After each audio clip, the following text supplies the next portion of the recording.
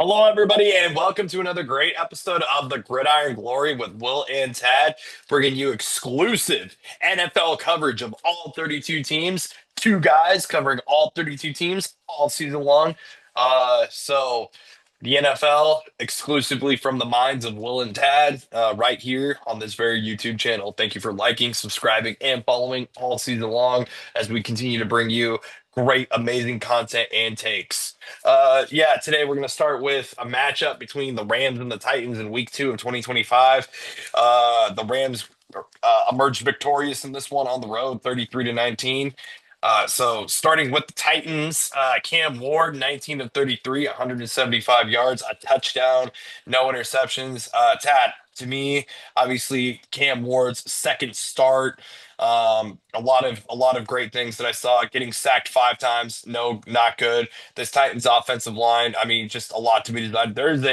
I mean, make no mistake, Cam Ward's the best player on this team. He's seeing every single day why he was drafted number one overall. So yeah, 19, like I said, the biggest thing for me was just how incredible it was, how he was scrambling out of the pocket. Again, because of um, just the struggles of the offensive line and how he was able to scramble out of the pocket and in opposite field direction, almost like a baseball-esque type throw, like from the outfield, if you will, to like home plate or like a shortstop throwing to first base, if you will. It was kind of like that.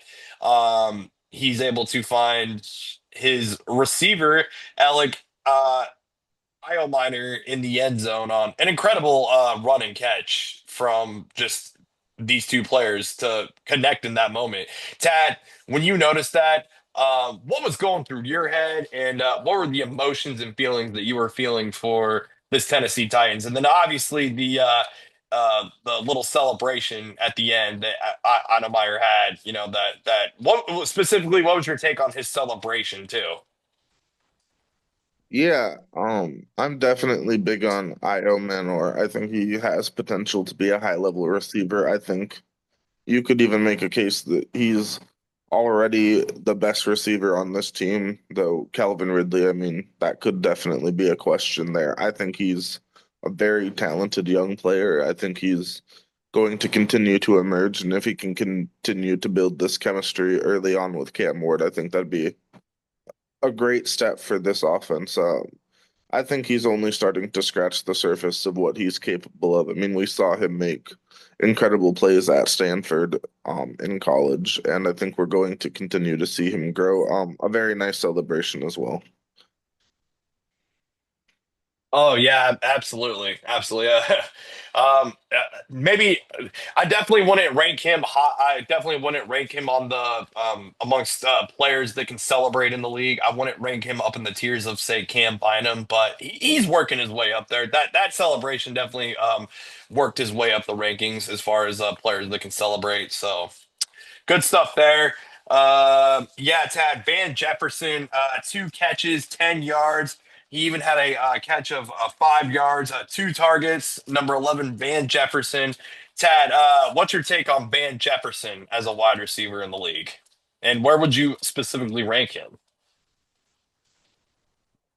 Yeah, I mean, looking at Van Jefferson, he really didn't make any noticeable impact in this football game. I mean, 2 catches for 10 yards. He did what he could. But yeah, he's kind of behind on the depth chart in this team. And I mean, I think Tennessee would be wise to continue to give their touches to guys like Ayamanor Ridley and maybe even Tyler Lockett a bit. Man, Van Jefferson. I've asked Tad multiple times about this, even dating back to last season. Van Jefferson, the human being, this man just had a baby. I mean, he shows up for his teammates. It's just an incredible work ethic, a great team player. And you got Tad Dorsey here on the Gridiron Glory just constantly knocking him. But who else but Tad to do so? Yes, Tyler Lockett, 2 catches for 9 yards. That was also solid. Nobody really stood out to me on the Tennessee defense except for Amani Hooker. 8 total tackles, 5 solo, a sack, a tackle for a loss, and a quarterback hit. Amani Hooker, to me, uh, easily one of the best players on this entire defense. And yes, where do you rank Amani Hooker amongst defensive players overall?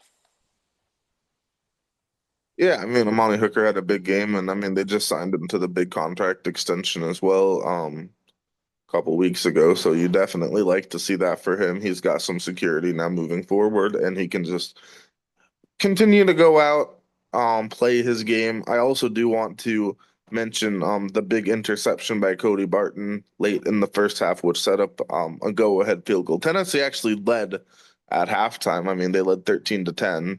Um, I mean, just Cody Barton, I mean, he made a play there. I mean, it looked like the Rams were going to try to have a chance to score there late in the half, but the big interception there, and then Joey Sly hits the field goal. He was 4 for 4 today. Impressive performance there. But I mean, that put Tennessee up 13-10 at halftime. But you kind of expected the Rams to do what the Rams were gonna do in the second half. I mean, yeah, the Rams did exactly what I expected them to do in the second half. Matthew Stafford, an incredible game. Well, I mean, I wouldn't say incredible, but 23 of 33, 298 yards, averaged 9 yards per throw, two touchdowns and one interception.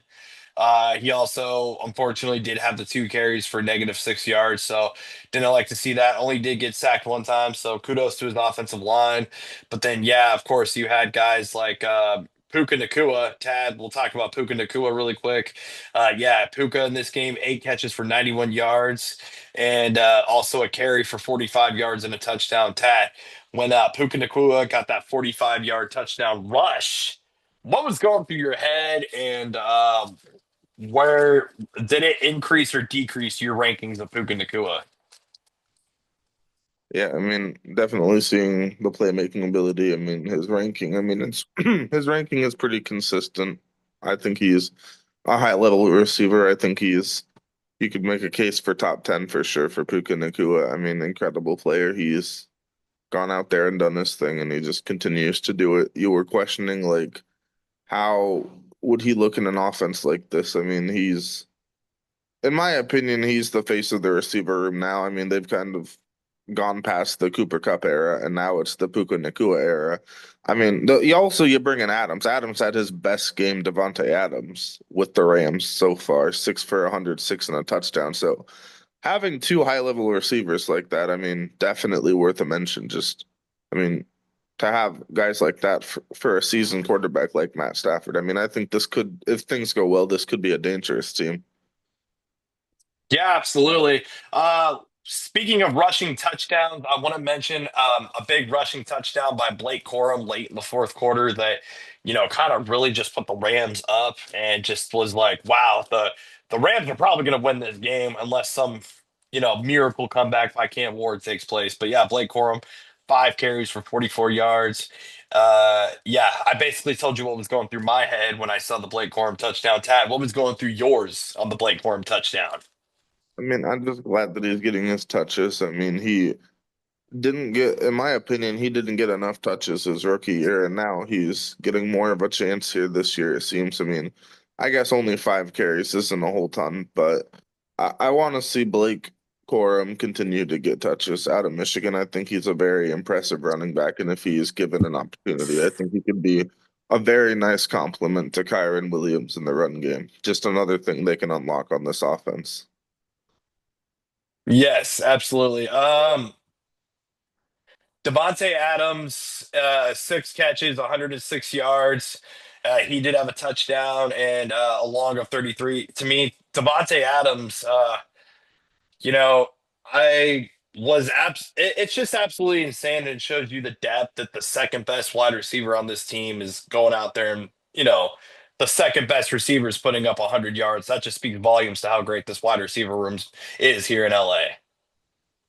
Yeah, a very good receiver room. This is just a very well put together team. I mean, they do a lot of things right in this team. We even have a fairly impressive touchdown catch by the tight end Davis Allen. I mean, he had one catch for 8 yards, but it was a nice touchdown that deserves a bit of a mention. I mean, this offense has all sorts of weapons, and the defense is very good as well.